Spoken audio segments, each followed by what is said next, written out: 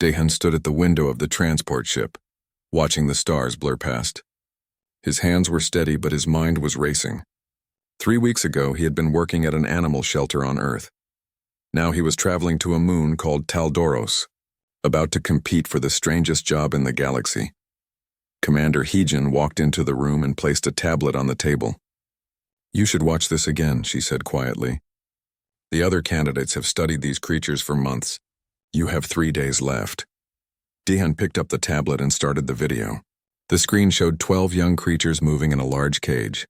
They looked like a mix between big cats and reptiles, with scales along their spines and fur covering the rest of their bodies. Their eyes were bright and intelligent, but there was something else in those eyes, something that made Dahan's heart ache. "They call them Vralketh," Heejin continued, "the last survivors from a dead world. Every species in the coalition wants to train them as soldiers. These creatures are fast, smart, and naturally aggressive. They have killed 17 trainers in the past 10 years. Dahan watched the cubs pace back and forth. The other trainers probably saw dangerous weapons, but Dahan saw something different. He saw the way the smallest one stayed close to the walls. He saw how the largest one kept looking toward the door, ears flat against his head. He saw cubs who were scared and traumatized, trying to look brave. "They are just children," Dahan said softly. Heejin smiled. "That is why we sent you." The ship arrived at Taldoros 2 days later. Dahan stepped off the transport and immediately felt small. The station was massive, built for species much larger than humans. Everywhere he looked, he saw aliens who towered over him. Some had 4 arms, some had scales, some looked like giant bears or insects. A huge reptilian creature approached him. It was at least 9 feet tall, with sharp teeth and cold yellow eyes. "So this is Earth's candidate?" the creature said with a laugh. "The coalition must be joking. You are prey, human. Those cubs will eat you alive." Other trainers nearby joined in the laughter. Dahan said nothing. He had learned long ago that the loudest voices were often covering up the deepest fears. "That is Grultar," Heejin whispered as they walked away. "He has trained soldiers for 30 years. "He thinks humans are weak because we only joined the galaxy recently. Do not let him bother you." "I won't," Dahan replied. But inside, he felt the weight of what he was about to do.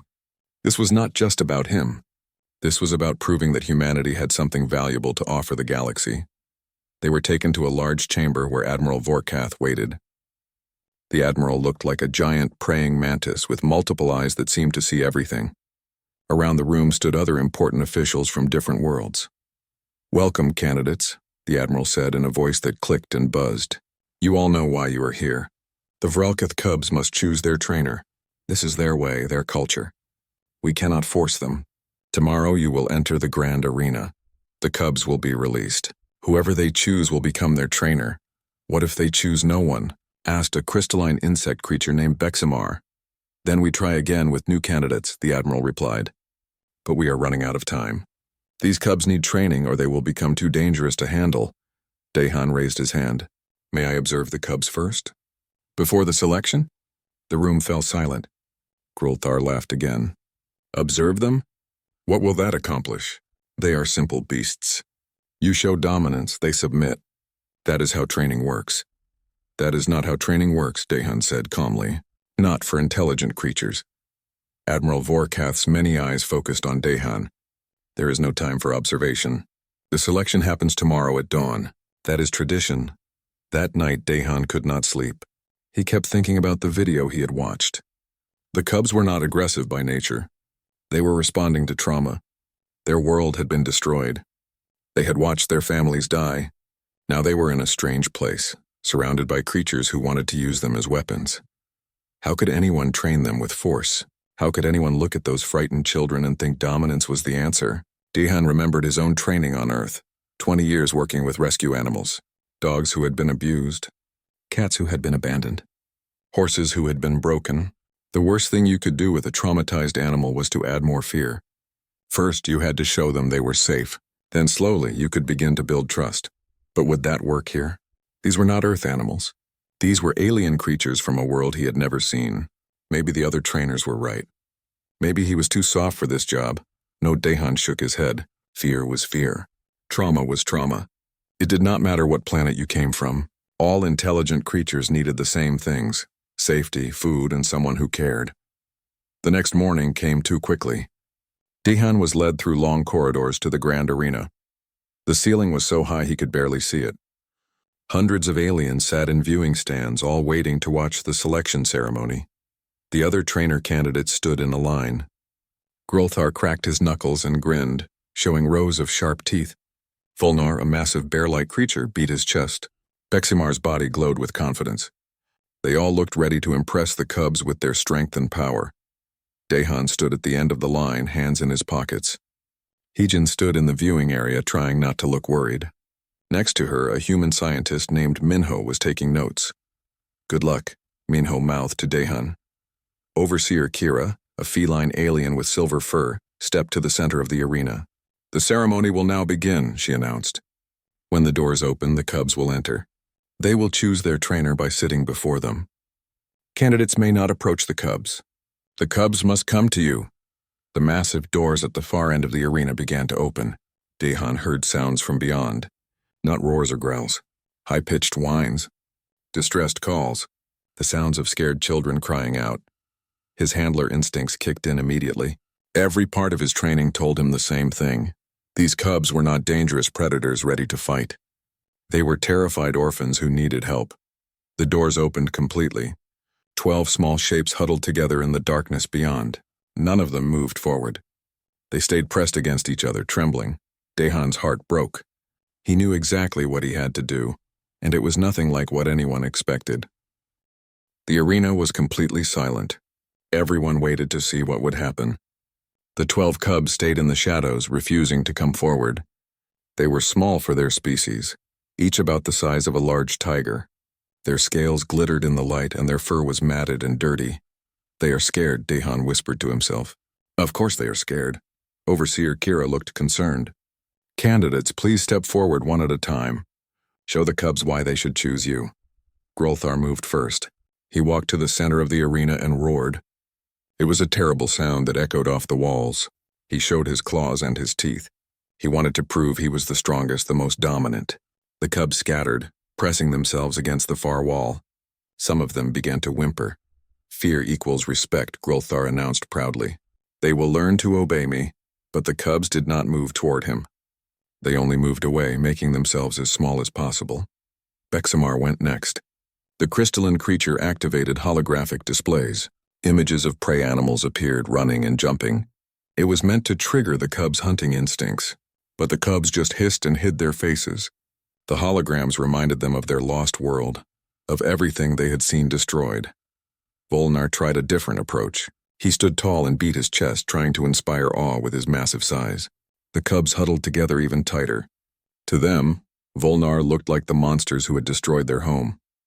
One by one, each candidate tried their method. Some roared, some displayed weapons, some tried to corner the cubs to force a choice. None of it worked. The cubs became more and more frightened. Some of them started to cry, making sounds that no one in the arena had heard before. In the viewing stands, aliens whispered to each other. This was not going well. If the cubs rejected all the trainers, what would the coalition do? "Next candidate," Overseer Kira called. "Dehan of Earth." Dehan did not step forward. Instead, he did something that shocked everyone. He sat down, right there on the arena floor, cross-legged like he was about to have a picnic. "What is he doing?" Someone in the stands asked. "Has the human given up already?" Another voice said with a laugh. Grolthar smirked. "I knew humans were too weak for this, but Dehan was not giving up. He was doing exactly what he had planned." He sat on the ground, made himself small and non-threatening. Then he closed his eyes and began to hum. It was a soft sound, barely loud enough to hear. A lullaby his grandmother had taught him when he was young. The words were in Korean, but the melody was simple and soothing. He had hummed this song to scared dogs at the shelter. He had hummed it to injured birds and frightened cats. Music was a language that all creatures understood. The arena fell silent. Everyone watched the human sitting on the ground, humming to himself like he had all the time in the world. The cubs stopped whimpering. Their ears moved, trying to locate the strange new sound. It was not aggressive. It was not scary. It was gentle and calm.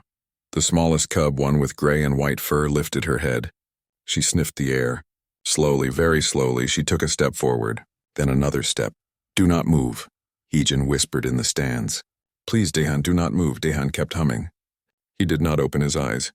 He did not reach out. He just sat there, letting the cub come to him at her own pace. The small cub walked across the arena floor. She was shaking with fear, but also with curiosity. This strange creature was not trying to dominate her. He was not trying to scare her. He was just there, peaceful and calm. She reached Daehan and sniffed his hand. Daehan slowly, very slowly, turned his hand over so the back of it faced her. Never the palm. Palms could grab. Palms meant control. The back of the hand was an offering, not a demand. The cub rubbed her head against his hand. Then she sat down. Right at his feet, the arena gasped. Overseer Kyra's eyes went wide. The first choice has been made, she announced, but it was not over. Another cub, this one with red-brown fur, walked forward. Then a black one with silver stripes. Then another and another. Within minutes, all 12 cubs were sitting in a semicircle around the human. They were not scared anymore. They were curious, hopeful, and most importantly, they felt safe. Daehan opened his eyes and looked at the cubs around him. They looked back with those intelligent eyes, waiting to see what he would do next. Admiral Vorkath stood up in the viewing area. His voice boomed across the arena. This is unprecedented. Never in 300 years has every cub chosen the same trainer. Grulthar pushed forward. This is wrong. He must have used some kind of trick. Humans have pheromones or technology we do not know about. I demand a medical scan. I agree, said Bexamar. This result is statistically impossible. Overseer Kira held up her hand for silence. The cubs have made their choice. According to ancient protocol, we must honor it. However, given the unusual circumstances, we will conduct medical scans of both the human and the cubs. Daehan was taken to a medical bay. Doctors from 5 different species examined him. They scanned his body for chemicals, for technology, for any kind of enhancement. They found nothing. He was just a regular human with no special abilities. The cubs were scanned too. No neural implants, no mind control, no drugs in their systems. They had simply chosen the trainer who made them feel safest. Back in the council chamber, the officials argued. Some said Daehan should be disqualified for being too different. Others said the cub's choice must be respected. The argument went on for hours. Finally, Admiral Vorkath made a decision. The cubs have chosen. We will honor that choice. But I must ask you, Daehan of Earth, can you truly handle all 12? One trainer has never bonded with so many cubs before. It could be dangerous. It could be fatal. Daehan looked at the cubs who had been allowed to stay with him. They sat close together, watching him with hopeful eyes. He saw their scars, their thin bodies, the fear that still lingered in their expressions. These were not weapons. These were children who had lost everything. I accept all 12, Daehan said firmly. They are not predators. They are orphans, and they deserve someone who will care for them, not just use them. Minho turned to the alien scientist beside him. That is humanity for you, he said with pride. Everyone else saw weapons. He saw children who needed help. As Daehan left the chamber, all 12 cubs followed behind him like ducklings following their mother. They stayed close to his legs, taking comfort in his presence. In the viewing area, Heejin allowed herself to smile. She had known Daehan was special. She had read his file, seen his work with traumatized animals on Earth. She had bet everything on him, and he had not disappointed. But the real challenge was just beginning. Now Daehan had to train these cubs. He had to turn scared children into capable warriors, all while keeping them safe and helping them heal. And he had exactly 16 weeks to do it. The training compound was large but cold. Metal walls, hard floors, and bright lights everywhere. It was designed for soldiers, not for children. Daehan looked around and frowned. The first thing he needed to do was make this place feel like home. The cubs followed him into the main room. They stayed close together, still nervous about their new surroundings. The smallest one, who Daehan had started calling Ash because of her gray fur, pressed against his leg. It is okay, Daehan said softly. You are safe now. A human woman entered the room. She had kind eyes and carried a medical bag. I am Dr. Yunji, she said. I am here to help with the cubs' health. When I heard what you did in the arena, I volunteered immediately. Thank you, Daehan said. Can you check them? I think they are malnourished. Dr. Yunji spent the next hour examining each cub. Her face grew more concerned with each one. They are severely underweight, she reported. They have old injuries that never healed properly. and their stress levels are extremely high. These cubs have PTSD, Dehan. They watched their world die. I know, Dehan replied. That is why we need to focus on healing first, not training. But not everyone agreed with this approach. Every day officials came to observe. They wrote reports saying Dehan was wasting time. Other trainers working with backup recruit groups were already running combat drills. Their recruits were learning to fight, to follow orders, to become soldiers. Dehan's cubs were playing. Well, not playing exactly. They were eating proper meals. They were sleeping in soft bedding that Dehan had requested. They were getting medical care and spending time in a larger outdoor area with plants and water. Slowly, very slowly, they were starting to relax. This is unacceptable, Grulthar announced at a review meeting. 3 weeks have passed and the human has done no training. He plays with the cubs like they are pets. I request that he be removed and a real trainer take over. Admiral Vorkath looked at Dehan. What do you say to these accusations? Dehan stood calmly. You cannot train a starving, terrified child to be a soldier. First, you help them remember how to be a child. My cubs were traumatized. They need to heal before they can learn. They need discipline, Grulthar shouted. They need strength. They need compassion, Dehan replied quietly. And that is what I am giving them. The council argued for hours, but Admiral Vorkath allowed Dehan to continue. For now, back at the compound, a young engineer named Jiwan arrived with boxes of equipment. Commander Heejin sent me, she explained. She said you might need some special training tools. What kind of tools? Dehan asked. Jiwan opened the boxes to reveal puzzles and games. On Earth, we use these to stimulate animals mentally. I modified them for the cubs. If they are as intelligent as the reports say, they will love solving these. She was right. The cubs were fascinated by the puzzles. They worked together to figure out how to open boxes to get treats. They learned to press buttons in the right sequence. They competed to see who could solve the challenges fastest. Dehan watched them play and had an idea. Jiwan, can you make these puzzles look like combat scenarios? Like rescuing hostages or disabling weapons? Jiwan grinned. I can definitely do that. Over the next few weeks, the cubs learned tactical thinking through games. They did not know they were training. They thought they were just having fun. But they were learning teamwork, problem-solving, and strategic planning. The biggest challenge was Storm, the largest cub. He had dark fur with lightning white stripes, and he was aggressive toward the other cubs. He guarded food and snapped at anyone who came too close. Other trainers said he should be separated or put down. Dehan saw something different. Storm was not aggressive by nature. He was trying to protect the others. Before their world died, Storm had been the strongest. It had been his job to keep everyone safe. Now he could not do that job, and it was breaking him. Dehan began working with Storm alone. He taught him that protection did not mean aggression. He showed him that real strength included gentleness. It took weeks of patient work, but slowly Storm began to change. He stopped guarding food. He played with the smaller cubs instead of pushing them away.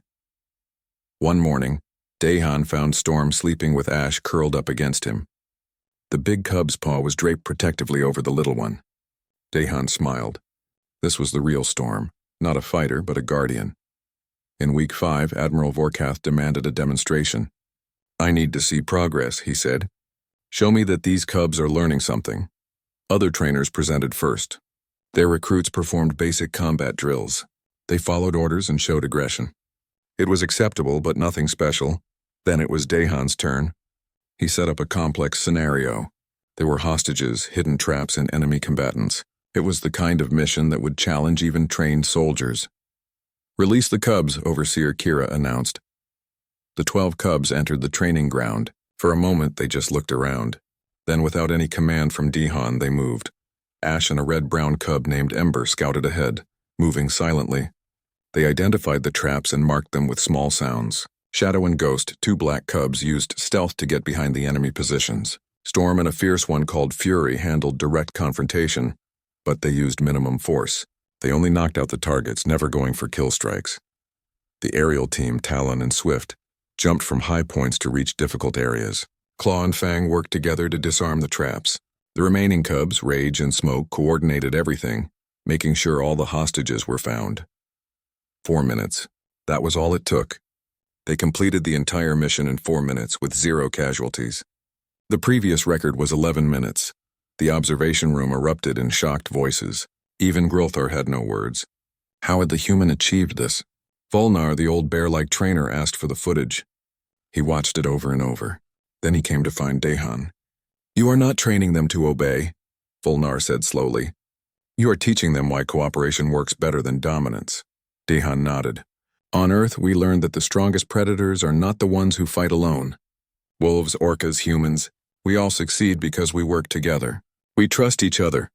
"Remarkable," Volnar whispered. "I have been training soldiers for 2 centuries and I never understood this." But not everyone was happy about Dehan's success. That night, someone released a dangerous prisoner into the cub's habitat. It was a setup designed to cause casualties and end the program. The intruder crept through the darkness, heading toward where Dehan slept. But the cubs were awake. They had been trained to be aware, to protect those they cared about. They formed a circle around Dehan's sleeping form. When the intruder attacked, the cubs fought back. But they remembered their training. They remembered what Dehan had taught them. They did not kill. They subdued the threat and held him down until help arrived. Lieutenant Borum, a human security officer, found them in the morning. Dehan was still asleep, unharmed. The intruder was unconscious but alive, and the 12 cubs were still in perfect defensive formation, waiting patiently. "They protected you," Borum said in amazement. "They could have run or hidden, but they stayed to protect you." The investigation pointed toward Grulthar's supporters, but there was not enough evidence to prove it. However, Admiral Vorkath made a decision. Dehan's methods will be studied. If his cubs pass the final trial, we will integrate his approach into all coalition training. The final trial was called the Gauntlet. It was a test so difficult that 40% of recruits died during it. If the cubs could pass, Dehan would prove that compassion was stronger than cruelty. If they failed, everything would be lost. The Crucible was a moon designed for one purpose: to break recruits until only the strongest survived. It was covered in hostile environments, filled with combat drones and programmed with impossible scenarios. The Gauntlet test lasted 72 hours without rest. Dehan stood with his cubs at the entrance. They were bigger now, healthier and stronger. But they were still young, still learning. He worried that he had not prepared them enough. "Listen to me," Dehan said, kneeling down so he was at their eye level. "I cannot help you once you go in there. You will be alone.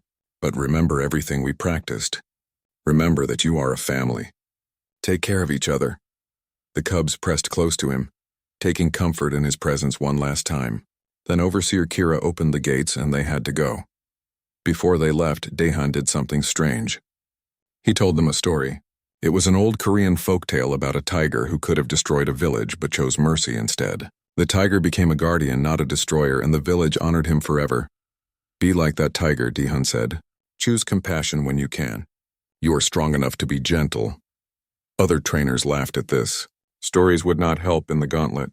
Only strength and aggression mattered there. But Dr. Yunji understood. Dehan was encoding values into their memory, giving them a moral compass to hold on to when everything became chaos. The cubs entered the Crucible. The gates closed behind them. On the viewing screens, officials from dozens of worlds watched to see what would happen. The first challenge was a hostile jungle. Acidic rain fell from the sky. Poisonous plants grew everywhere. Creatures that hunted in packs roamed through the trees. Other recruit teams scattered immediately, each member trying to survive alone. Dehan's cubs did something different. They formed a defensive circle just like they had practiced. Ash and Ember scouted the perimeter. Storm and Fury protected the group. Shadow and Ghost looked for shelter. They moved as one unit, never leaving anyone behind. When they needed food, they did not fight over it. They shared. When someone was injured by a poisonous plant, the others helped treat the wound using techniques Jiwan had taught them. They survived the jungle not through aggression, but through cooperation. In the observation room, a war correspondent named Chan Wu was recording everything. "This is unlike anything I have seen," he spoke into his camera. "These cubs are not fighting each other. They are protecting each other." The second challenge was urban combat, a destroyed city filled with combat drones. The standard approach was to destroy every enemy with maximum force. The cubs chose a different path. They used stealth and misdirection. Shadow and Ghost led drones into traps. Talon and Swift caused distractions.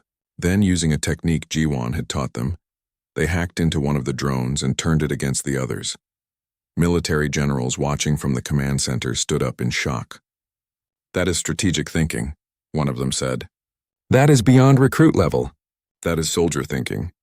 The challenges kept coming. In the betrayal scenario, where supposed allies turned into enemies, most teams suffered heavy casualties. Paranoia and confusion led to friendly fire. But the Cubs stayed calm. When an infiltrator attacked, Storm subdued him without killing. They remembered: neutralize the threat, but choose life when possible. In the zero-gravity section, where most teams became disoriented and helpless, the Cubs adapted quickly. Their natural hunting instincts worked perfectly in 3 dimensions. They moved through the debris field like they had been born in space. Then came the moral test. A ship full of civilians was under attack. Saving them meant abandoning the primary mission objectives. Most recruit teams left the civilians behind. Orders were orders. Missions came first. The Cubs did not hesitate. They changed course immediately and rushed to help. Elder Vixala, the ancient warrior who had designed the gauntlet, watched this moment with wide eyes. "They are choosing honor over orders," she whispered.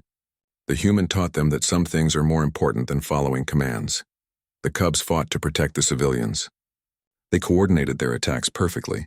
Storm drew fire while the others evacuated people to safety. Ash and Ember found hidden routes. Fury and Rage handled the enemy combatants. Not a single civilian was lost. Captain Sunho, a human pilot, provided air support. He was amazed by how well the Cubs communicated. They had developed their own system of hand signals and sounds. They worked together like a special forces team with years of experience. The final challenge was the impossible mission. A weapon of mass destruction was counting down to detonation in a populated area. It could not be disarmed. The standard response was to evacuate as many people as possible and accept that thousands would die. The Cubs refused to accept this. Claw and Fang used their sharp claws to carefully disassemble the weapon. They worked with incredible precision, breaking it into smaller pieces. Then Talon and Swift, the fastest of the group, carried each piece to an uninhabited area far from any living beings. The weapon detonated harmlessly in empty space. Elder Vixala stood up, tears in her ancient eyes. "They changed the question," she said in awe. They refused to accept the impossible scenario. They found a third option. 72 hours after entering the Crucible, all 12 Cubs emerged. Every single one was alive. They were exhausted, covered in dirt and minor wounds, but they were alive. 0 casualties.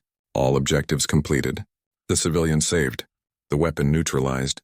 It was a perfect score, something that had never been achieved in 300 years of gauntlet testing. The observation room erupted in chaos. Species from hundreds of worlds were calling their governments. Chanwu's broadcast had reached billions of viewers. Everyone wanted to know, how had the human achieved this? Admiral Vorkath approached Dihan. "I am offering you a position as head trainer for the entire coalition," he said. "Your methods have proven superior to everything we have done before." Grulthar, who had watched the entire trial in stunned silence, approached slowly. "I was wrong about you," he said, his voice humble for the first time. "I would like permission to study your methods, to learn from you." Even Beximar, the crystalline creature, bowed respectfully. "My entire hive mind has recalculated our approach to training. We were wrong. You were right." Volnar, the old bear trainer, had tears streaming down his face. "I have trained warriors for 200 years, he said to Dehan. "I thought I was making soldiers, but I was just making weapons. You taught me the difference. You showed me that we should be raising protectors, not destroyers." As all this happened, the Cubs did not go to the official debriefing area. They did not stop to receive praise from the admirals and generals. They walked past all the important officials, past the cameras and reporters. They walked straight to Dehan. And just like that first day in the arena, they sat at his feet. All 12 of them, forming a semicircle around the human who had saved them. This time it was not about choosing a trainer. This time it was about coming home to family. Dehan knelt down and wrapped his arms around as many Cubs as he could reach. "I am so proud of you," he whispered. "You were amazing." The Cubs pressed close, making happy sounds deep in their throats. They were not weapons anymore. They were not traumatized orphans. They were a family bound together by love and trust, and they had just changed the galaxy forever. 6 months passed like a dream. The cubs were no longer cubs. They had grown into full-sized Vralketh warriors, magnificent and powerful, but they still stayed close to Dehan, still sat at his feet when they were tired, still looked to him for guidance and comfort. Their first official mission came on a border world called Kelva Prime. Pirates had taken over a colony and were holding 300 people hostage. The Coalition sent the cubs to resolve the situation. Captain Hyunwoo, a military historian, went along to document everything. He watched as the 12 Vralketh approached the pirate stronghold. They moved with incredible coordination. No words were needed. They knew each other so well that they could communicate with just a glance. Ash and Ember scouted the building, finding every entrance and exit. Shadow and Ghost infiltrated through the ventilation system. Storm and Fury positioned themselves at the main entrance, ready to draw attention if needed. The others spread out, each taking a position that would maximize their effectiveness. When they moved, it was like watching water flow. Smooth, efficient, unstoppable. They disabled the pirates' weapon systems. They freed the hostages. They captured every pirate without killing a single one. The entire operation took 17 minutes. The colony's governor stood in shock. "They saved everyone," he said to Yunwoo. "Not one casualty. Not one injury. These are not weapons. These are heroes." Back on Earth's moon, Luna, something remarkable was happening. The Coalition had chosen Earth to host a new training academy. The decision was controversial. Humans were still new to the galactic community. Many species thought they were too inexperienced to teach others, but Admiral Vorkath defended the choice. "The humans remember something we forgot," he told the Coalition Council. "They remember that strength without compassion is just brutality. We need to learn from them." Daehan was appointed director of the Luna Academy. Commander Heejin became the administrator. Dr. Yunji headed the Psychological Support Division. Jiwon designed training equipment for dozens of different species. And the 12 Vralketh became assistant trainers. The first non-human student arrived on a cold morning. Her name was Suman, a young warrior from a culture much like Grulthar's species. She had seen the broadcast of the gauntlet. She had watched those cubs choose mercy over violence, cooperation over domination. "Why do you want to study here?" Daehan asked her. Suman's eyes were bright with determination. "I watched 12 orphans become a family," she said. "In my culture, we make soldiers who die alone, forgotten and unmourned. I want to learn how to create what you created. I want to make families, not weapons." More students arrived. Young beings from 30 different worlds, all wanting to learn the human way. The academy had to expand to fit them all, but not everyone was happy. A group of traditional trainers led by former supporters of Grulthar fought against the new methods. They claimed humans were making the galaxy soft, that compassion would lead to weakness and defeat. Ambassador Tai Yang, a skilled human diplomat, proposed a solution. "Let us do a study," he said. "Traditional methods versus human methods. 1 year of training. Then we compare the results." The Coalition Council agreed. The results were clear and undeniable. Recruits trained with human methods showed 340% improvement in creative problem solving, 200% improvement in team cohesion. Training casualties dropped by 180%, and 95% of recruits stayed in service, compared to only 60% in traditional programs. The evidence was overwhelming. Compassion worked better than cruelty. Cooperation was more effective than dominance.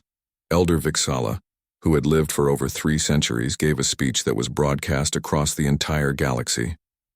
"For 3,000 years we trained warriors to conquer," she said, her voice strong despite her age. "The humans in just 30 years among us reminded us of something important. The greatest victory is not defeating your enemy. The greatest victory is making war unnecessary." She paused, looking directly at the camera. "These 12 cubs proved that compassion is not weakness. It is the ultimate strategic advantage, and we must all learn this lesson before it is too late." The speech changed everything. Within months, 20 coalition worlds requested human training advisors. Species that had been at war for centuries began sending joint trainee groups to Luna. If they could learn to trust each other in training, perhaps they could learn to trust each other in peace. The 12 Vralketh were offered prestigious positions. Command posts on important stations, Elite guard positions protecting wealthy officials. Private security contracts that would make them rich. They refused every offer. Why? Captain Hyunwoo asked Ash during an interview. You could have anything you want. Why stay here as trainers? Ash looked at the new students practicing in the training yard. Daehan taught us that the strongest thing you can do is not to dominate others, she said. The strongest thing is to help others grow. We want to pass that forward. We want other young ones to feel what we felt, to have what we have. And what do you have? Hyunwoo asked. A family, Ash replied simply. We have a family. One evening, Dr. Yoonji found Daehan sitting in the academy garden. All 12 Vralketh were resting around him, just like that first day in the arena. Some were sleeping. Some were watching the stars. All of them were at peace. Did you ever imagine this? Yoonji asked, sitting beside him. Did you think you would change the entire galaxy? Daehan shook his head. I just wanted to help some scared children, he said. I never thought about changing the galaxy. I just thought about doing what was right. That is what makes it work, Yoonji said with a smile. You did not do this for glory or power. You did it because you cared. The Coalition Council held a ceremony to honor the Vralketh species. They were officially recognized as citizens, not weapons. They were given a protected homeworld, a terraformed moon they named New Beginning. Daehan was offered the highest military honor in Coalition history. He refused it. My cubs are the ones who deserve recognition, he said. They are the ones who showed everyone what was possible. I just gave them the chance to do it. 10 years later, the changes were everywhere. The Galactic Coalition had not fought a major war. Border conflicts were resolved by special mediator teams, all trained in the Taldoros Protocol. That was what they called Daehan's methods now. The Taldoros Protocol, named after the place where everything changed. The 12 original Vralketh had trained over 3,000 warriors from 200 different species. Every single one of those warriors went home and taught others. The ripple effect was incredible. Humanity's reputation in the galaxy had transformed completely. They were no longer the newcomers, the weak prey species that others laughed at. They were the teachers, the wise ones, the species that remembered what truly mattered. On Luna Academy, a new class of students gathered for their first day. 50 young beings from 30 worlds. They were nervous, trying to prove their strength, competing with each other like they had been taught. Then they saw something that stopped them. A human sitting on the ground, cross-legged. Around him lounged 12 massive Vralketh warriors, the most famous fighters in the galaxy, and the human was humming. That same lullaby, soft and gentle. One by one, the students sat down, not in competition, not in fear, in curiosity, in hope, in the possibility that there might be a better way, sir. A young student asked. What is the first lesson? Daehan smiled, the same gentle smile he had given his cubs all those years ago. The first lesson is this, he said. You are not here to learn how to destroy. You are here to learn how to protect. There is a difference, and that difference changes everything. Around the galaxy, on 100 different worlds in 1,000 different languages, beings sang a lullaby. It had no words that mattered, but the melody was the same. A reminder that the greatest strength was not the power to harm, but the courage to heal. And somewhere on a peaceful moon, 12 cubs who were now teachers sat with their students, passing forward the most important lesson of all, that love was stronger than fear, that family was worth fighting for, and that the truest victory was helping others find their way home.